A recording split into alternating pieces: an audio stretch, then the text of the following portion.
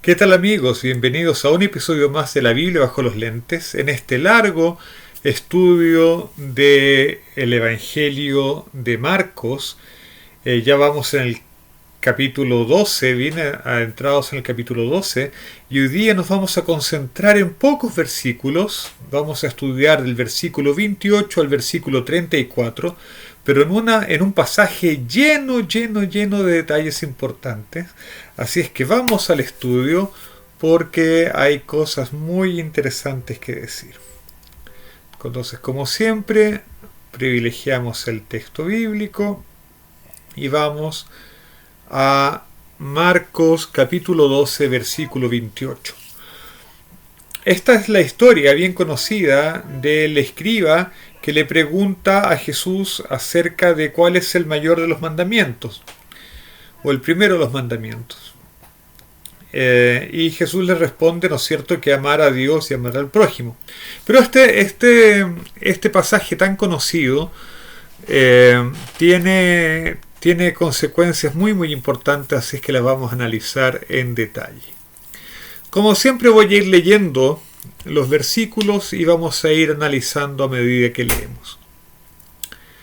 Dice entonces el versículo 28 del capítulo 12 del Evangelio de Marcos. Un letrado, o en otras versiones, un escriba, que había oído la discusión,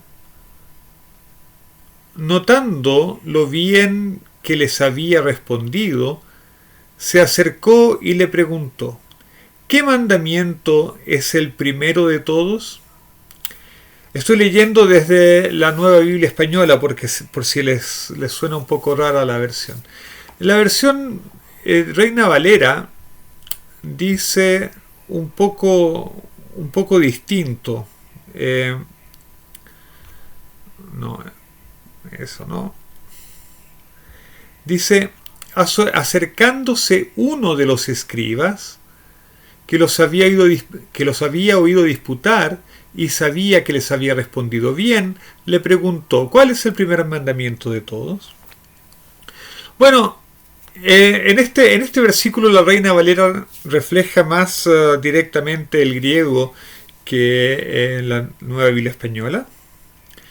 Y hay preguntas interesantes que vamos a hacer de este versículo. Primero, el texto dice acercándose uno de los escribas.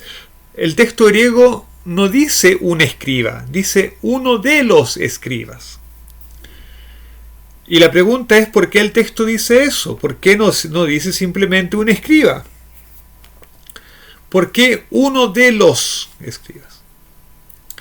Bueno, esta expresión, uno de los escribas, da a entender que es un componente de un grupo de escribas que ya se ha mencionado antes.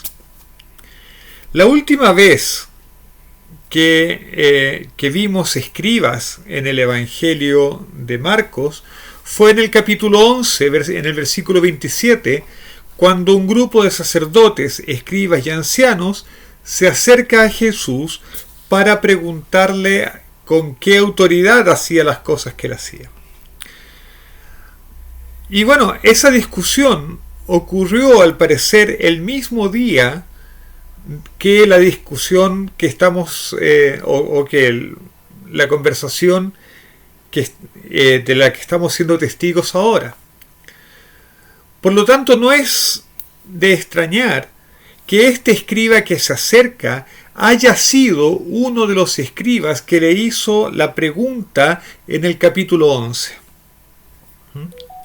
Y que siguió, quedó para seguir todas las discusiones posteriores, ¿no? Al parecer es un escriba muy interesado en la figura de Jesús. Y a este escriba le gustó la respuesta que Jesús dio a los saduceos con respecto a la resurrección. Probablemente este escriba, por lo tanto, era fariseo. Es posible que fuese fariseo. Y claro, a un fariseo siempre le va a gustar que alguien refute a los saduceos, a los archienemigos. Así es que le pareció muy bien y eso lo motiva entonces a seguir preguntando y pregunta cuál es el mayor cuál es el primero de todos los mandamientos. Primero, evidentemente, cuando dice cuál es el primer mandamiento, está preguntando acerca de cuál es el mandamiento más importante y no cuál es el primer mandamiento dado en la Torá, que es otra cosa. Ahora, este asunto de cuál es el mandamiento más importante probablemente era una cuestión debatida en los círculos teológicos de la época de Jesús. De hecho, probablemente haya sido una cuestión de debate entre las escuelas de Hillel y de Shammai. De hecho, hay una historia en el Talmud que cuenta que una persona, un gentil que quería convertirse al judaísmo, fue a donde el rabino Shammai y le dijo: ¿puede usted enseñarme toda la Torá mientras yo estoy parado en un solo pie? Si usted lo hace, yo me convierto al judaísmo. Y Shammai, que no tenía mucha paciencia al parecer, lo mandó a freír monos al África, digamos. Le dijo que eso no era posible, que eso era un insulto a la Torá y toda la cuestión, y lo mandó a otra parte. Entonces, este gentil, que era perseverante, fue a donde el rabino Hillel y le hizo la misma pregunta: rabino, ¿puede usted enseñarme toda la Torá mientras yo estoy parado en un solo pie? Y Hillel le dijo: lo que tú no quieres que te hagan a ti, tú no se lo hagas a los demás. Esa es toda la Torá. El resto es comentario. Anda y estudia. Y este muchacho parece que se convirtió al judaísmo. Entonces, esa es una muestra, esa es una historia que tiene un fondo muy parecido a lo que estamos conversando aquí. ¿Cuál es el primer mandamiento? Cuando a uno le piden resumir toda la Torá en pocas palabras, evidentemente uno tiene que atenerse a lo más importante, a lo que es primero. Y entonces, para Hillel, lo primero habría sido la regla de oro, ¿no? Resumió la Torá como no hacerle al prójimo lo que uno no quiere que le hagan a uno. Entonces, y bueno, Jesús respondió la pregunta, y voy a volver a la Nueva Biblia Española porque va a ser útil para nuestros propósitos después. Dice: respondió Jesús: el primero es: escucha, Israel, el Señor nuestro Dios, escucha, Israel, el Señor nuestro Dios es el único Señor. Y aquí Jesús cita el Shema Israel, ¿no es cierto?, que se encuentra ahí en Deuteronomio capítulo 6, versículo 4, esa es la frase que nosotros leímos. El versículo 5 va a ser lo que Jesús va a decir a continuación: llamarás al Señor tu Dios con todo tu corazón, con toda tu alma, con toda tu mente y con todas sus fuerzas. Esta es las primeras frases del Shema. Esta declaración: escucha, Israel, el Señor nuestro Dios es el único Señor, es la declaración fundamental del judaísmo. Es la declaración fundamental de la fe bíblica en general. La unicidad de Dios. Dios es uno. Shema Israel, Adonai Eloheinu, Adonai Echad. El Señor es uno. Pero hay unas preguntas que uno puede hacerse acerca de esta primera frase. ¿En qué sentido esta frase puede ser un mandamiento? Bueno, uno puede argumentar que el mandamiento está después, ¿no es cierto?, en eso de amarás al Señor tu Dios con todo tu corazón, etcétera, etcétera. Pero Jesús cita como primer mandamiento esto: escucha, Israel, el Señor nuestro Dios, el Señor es uno. ¿Qué mandamiento hay aquí? Bueno, uno tal vez pueda entender que hay un mandamiento implícito, no está declarado, pero es implícito, en el hecho de que uno tiene que creer, y tiene no solamente creer, eso lo vamos a decir un poco más adelante, tiene que creer que Dios es uno. En otro lugar del libro de Deuteronomio, en el capítulo 4, si no me equivoco, se va a decir: y sabrás hoy y harás volver a tu corazón que el Señor tu Dios es uno. Entonces, esto de que Dios es uno no solamente es algo que hay que creer, es algo que hay que saber. Y cuando en hebreo se dice que hay que conocer algo,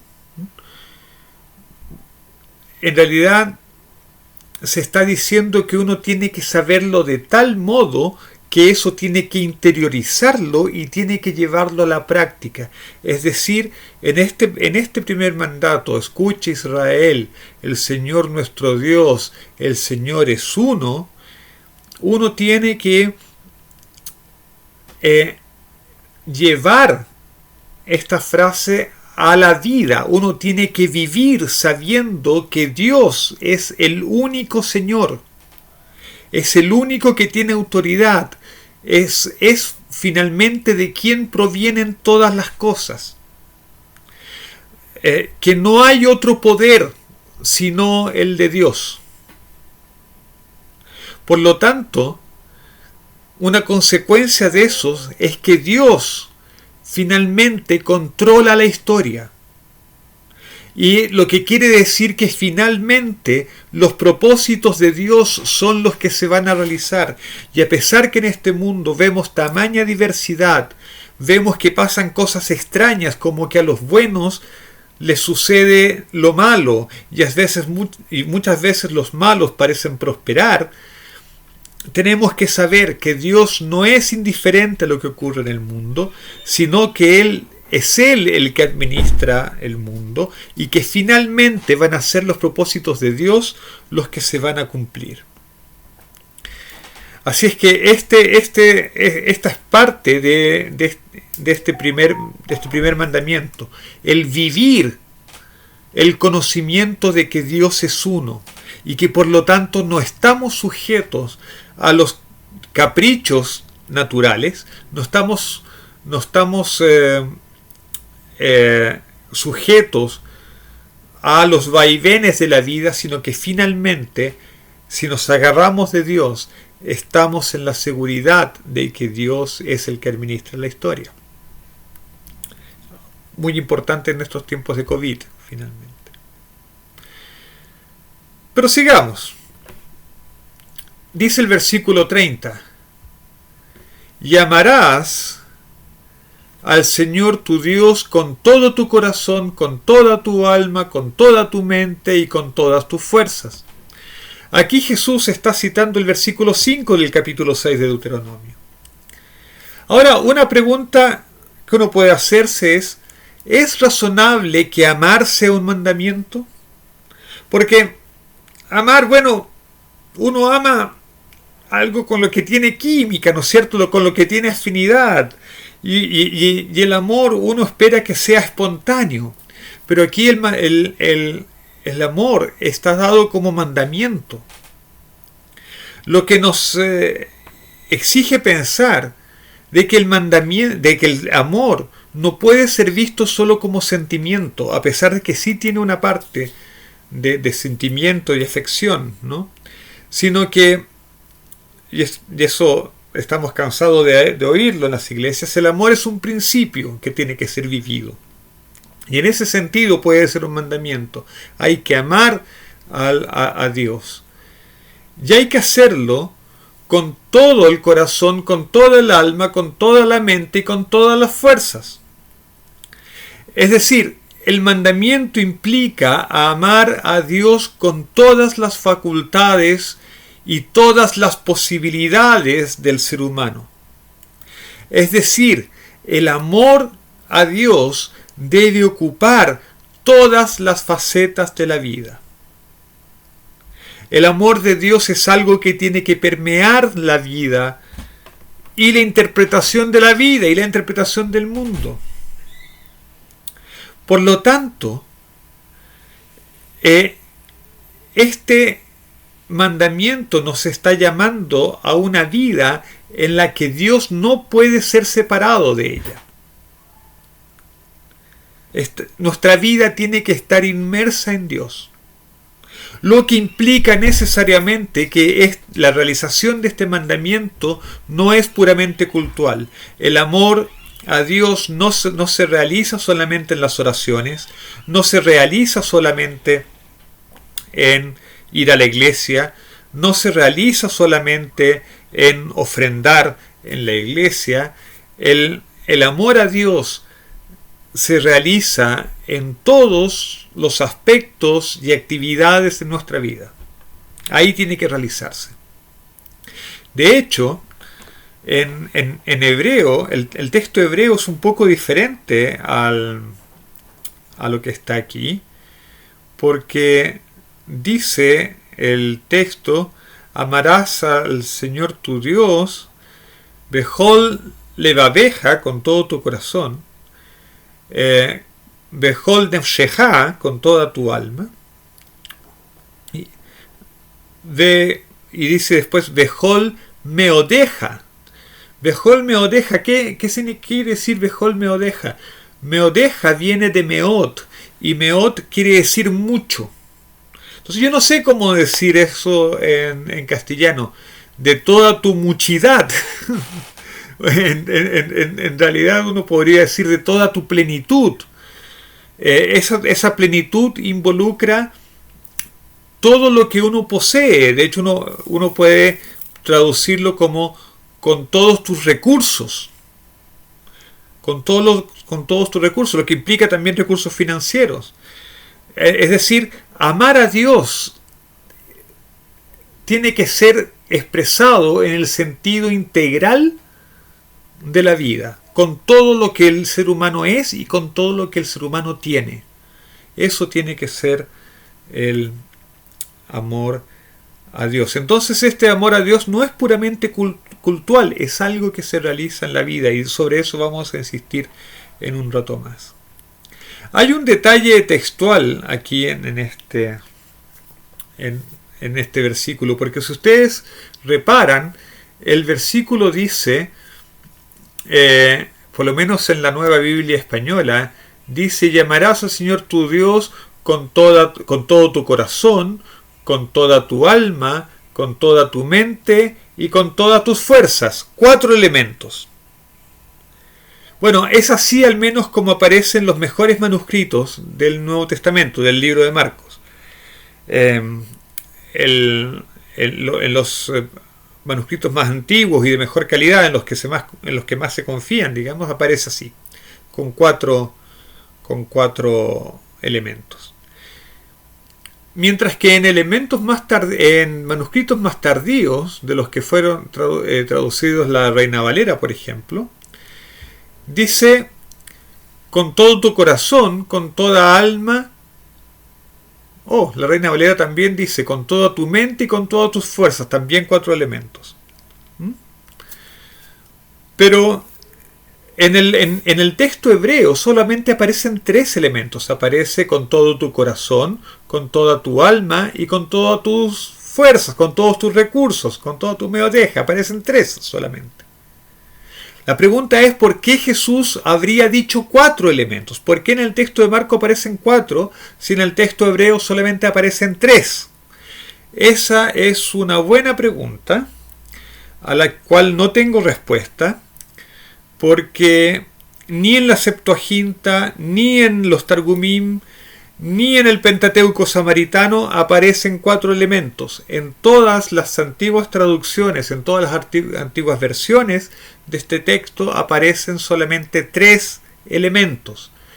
De hecho, la única referencia que conozco que tiene 4 elementos son estas palabras de Jesús. Y es lo que es muy raro. Bueno,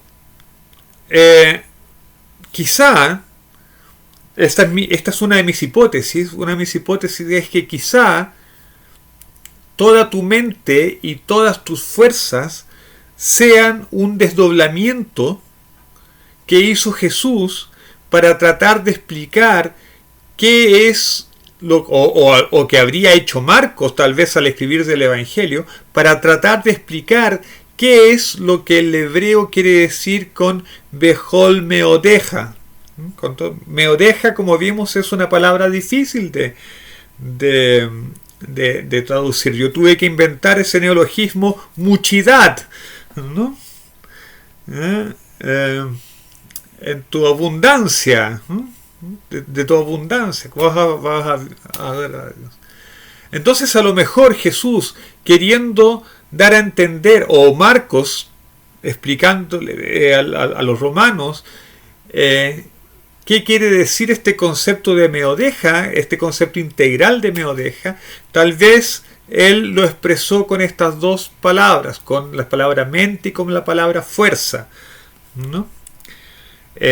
Otra cosa curiosa es que en el Códice Alejandrino, la traducción griega del Antiguo Testamento, la Septuaginta, en el Códice Alejandrino, en vez de ahí dice tu corazón, con todo tu corazón, pero en el Códice Vaticano, en vez de decir corazón, dice mente. Entonces, quizá Marcos, sabiendo que circulaban distintas versiones del Shema en las distintas traducciones griegas, tal vez juntó todo en esta versión larga de 4 versiones. Pero en fin, esto es un misterio que dejo para los más curiosos. En todo caso, lo que estamos aprendiendo de este primer mandamiento, el amar a Dios y de que Dios es uno, es que el amor a Dios está en la integralidad de la vida humana, y esto se condice con el hecho de que Dios es uno. Por lo tanto, Dios finalmente tiene que manifestarse en todos los aspectos de la vida, porque si hubiera un aspecto de la vida en el que Dios no se manifestara, entonces nosotros estaríamos reconociendo otro poder, a lo mejor nosotros mismos, del que ese aspecto de la vida depende. Por lo tanto, el amor a Dios es un concepto de integralidad de la vida al servicio de Dios, lo que elimina la posibilidad de que esto sea puramente cultual. Versículo 31. Seguimos con la respuesta de Jesús. Y el segundo es semejante: amarás a tu prójimo como a ti mismo. No hay otro mandamiento mayor que estos, dice la Biblia. Y esta pregunta y esta respuesta de Jesús es muy muy interesante, porque la primera pregunta que uno puede hacerse es: ¿por qué Jesús agrega el segundo mandamiento si a él solamente le habían preguntado el primero?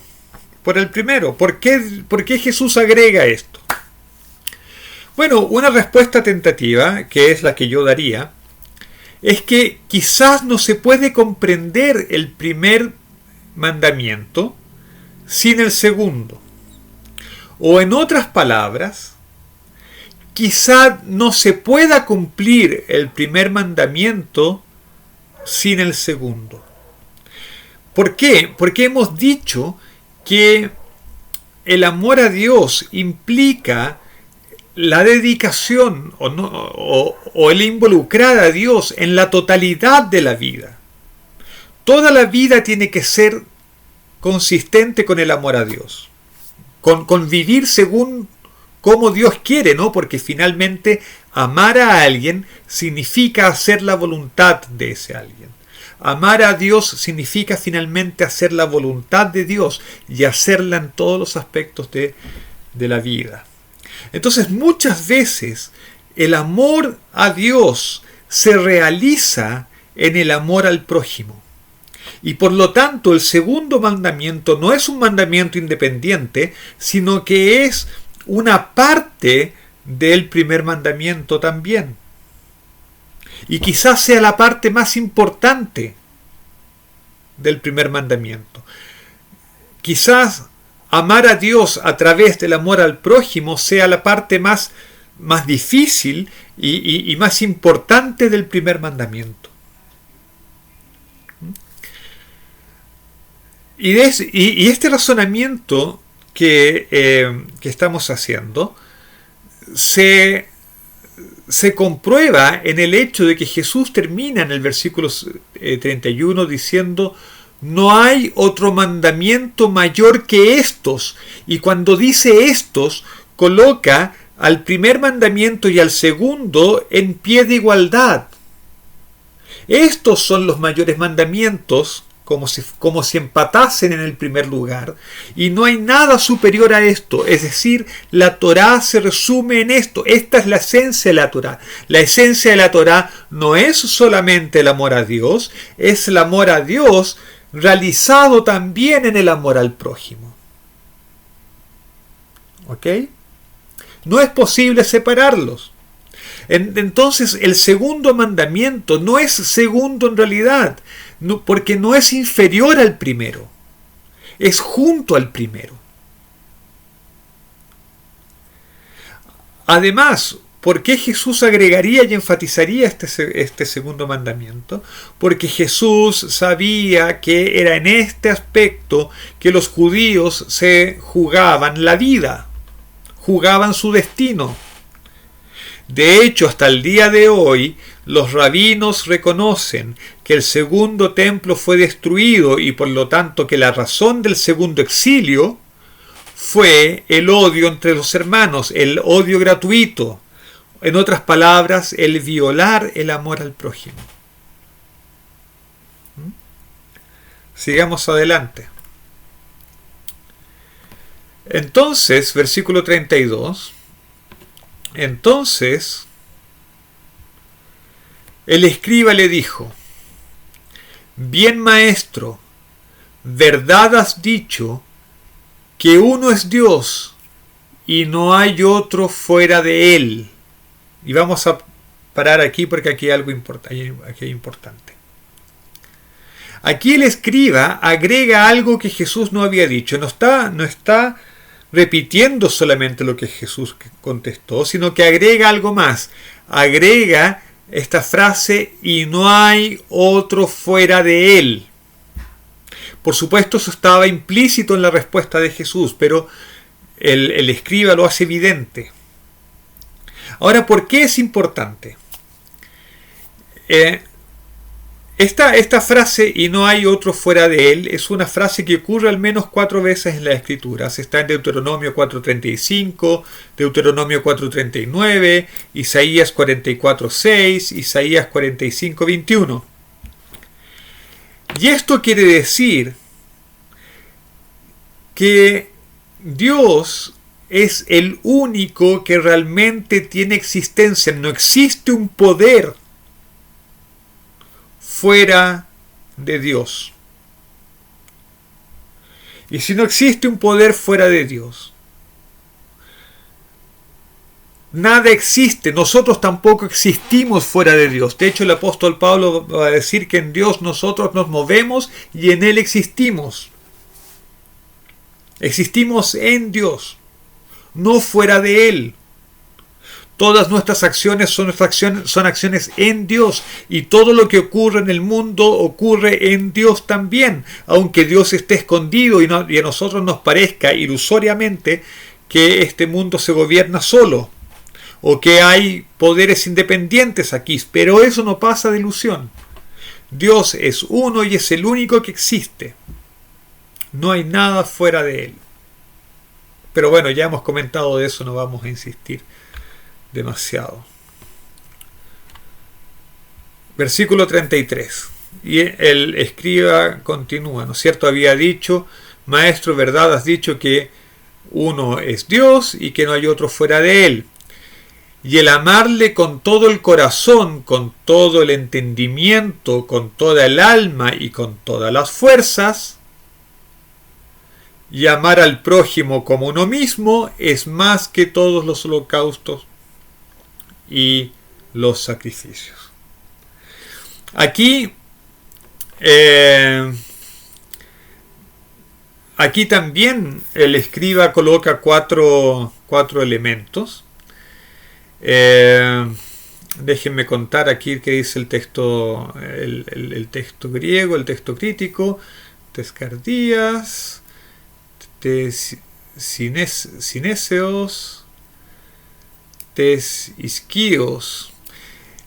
Curiosamente, y para eso traje la Nueva Biblia Española, en el texto crítico, en el texto que sigue a los mejores manuscritos, en este punto el texto dice todo el corazón, todo entendimiento y todas las fuerzas, los tres elementos que tiene el texto hebreo. Y la palabra y no aparece en el texto crítico la frase todo el alma. Todo el alma. En los manuscritos posteriores se agregó todo el alma a este versículo para armonizarlo con lo que había dicho Jesús más atrás. Pero en fin, es un aspecto textual en el que no voy a insistir demasiado. Entonces el escriba dice, fíjese lo que dice, esto es hermoso. Y que amarlo con todo el corazón, con todo el entendimiento y con todas las fuerzas, y amar al prójimo como a uno mismo, vale más que todos los holocaustos y sacrificios. Aquí queda claro que el amor a Dios y el amor al prójimo son mandamientos que no solamente tienen aspectos cultuales, se está enfatizando el aspecto relacional, el aspecto ético. ¿Okay? De hecho, estamos diciendo que el amor a Dios y al prójimo vale más que el culto, vale más que todos los holocaustos y sacrificios. Por lo tanto, la religión, la religiosidad, el seguir a Dios, el andar por los caminos de Dios, no debe enfatizar el culto, debe enfatizar el amor a Dios y el amor al prójimo, es decir, la obediencia a la voluntad de Dios en la integralidad de la vida. Eso es lo que hay que enfatizar y no los aspectos cultuales. Los aspectos cultuales, por supuesto que tienen que existir, pero tienen que estar subordinados a esta idea de que toda la vida está al servicio de Dios. Y que el servicio a Dios se realiza en el cumplimiento de los mandamientos en este mundo, principalmente los mandamientos éticos. Versículo 34, y con esto ya terminamos. Jesús, viendo que había respondido inteligentemente, le dijo: no estás lejos del reino de Dios. Y nadie se atrevió a hacerle más preguntas. Espera un poco, espera, aquí hay algo raro en este versículo. Dice, Jesús, viendo que había respondido inteligentemente. ¿Cómo que había respondido? El que respondió una pregunta aquí fue Jesús. El escriba no respondió ninguna pregunta, él solamente reafirmó lo que Jesús había dicho. ¿Y en qué sentido? Y aunque hubiese respondido, uno puede decir, bueno, le respondió a la afirmación de Jesús. Ok. Pero aún en ese caso, aún cuando consintamos que el escriba respondió alguna cosa, ¿en qué sentido lo hizo inteligentemente? Bueno, yo creo que la respuesta del escriba o lo dicho por el escriba fue inteligente o fue aprobado de Jesús, porque el escriba en el versículo 33 une el amor a Dios con amor al prójimo. Leamos de nuevo el verso 33. Dice el escriba, y que amarlo con todo el corazón, con todo el entendimiento y con todas las fuerzas, y amar al prójimo como uno mismo, vale más que todos los holocaustos y sacrificios. Está colocando el amor de Dios y el amor al prójimo en pie de igualdad. Los está unificando. Así como Dios es uno, no es posible amar a Dios sin amar a sus criaturas. Por lo tanto, los está unificando y está reconociendo el escriba que amar a Dios significa primeramente amar al prójimo como a uno mismo. Y eso lo coloca al alcance del reino de los cielos, al reino de Dios. El enfatizar los aspectos relacionales y éticos de los mandamientos en vez de los aspectos cultuales nos coloca en el alcance y en las fronteras del reino de Dios. Y este mensaje es tan poderoso que a los demás les quedó claro que ya no tenían más preguntas que hacer. Además les quedó claro que Jesús estaba en la frontera de la comprensión teológica de su época. Así es que, mis queridos hermanos, espero que con este video, en esta reflexión, podamos haber visto un poco más de la profundidad de lo que significa amar a Dios, de cómo amar a Dios no está separado, sino al contrario, está muy unido a amar al prójimo, y que no es posible realizar el amor a Dios sin amar al prójimo. Y finalmente, en este mundo material, ese es el aspecto que Dios quiere que nosotros enfaticemos. Mis queridos hermanos, espero que como iglesia, como comunidad cristiana, podamos ser capaces también de realizar, de traer la presencia de Dios a este mundo y hacerlo y materializarlo, hacerlo concreto a través del amor al prójimo, y que muy pronto entonces podamos ver al Mesías manifestando a Dios de manera evidente en este mundo, y que podamos vivir en la presencia de Dios por toda la eternidad. Que el Señor nos bendiga y que tengamos todos un lindo sábado. Shabbat Shalom. Chao.